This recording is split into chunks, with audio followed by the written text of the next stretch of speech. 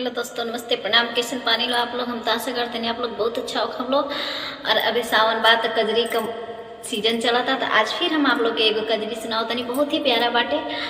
आप लोग के कैसे लगे कमेंट करके बताए लो। और आई लोग गीत सुनी लो। सैया हरी हरी चुड़िया मंगाई द मनसा पुराई द ना। सैया हरी हरी चुड़िया मंगाई द मनसा पुराई द ना।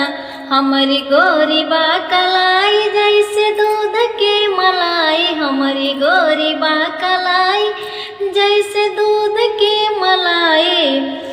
प्यार भर के अपने हाथ से पहनाई द मनसा पुराई द ना। प्यार भर के अपने हाथ से पहनाई द मनसा पुराई द ना।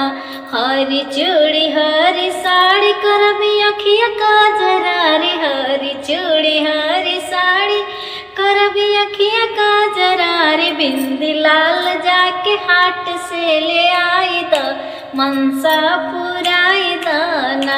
बिंदी लाल जाके हाट से ले आई द मनसा पुराई द ना।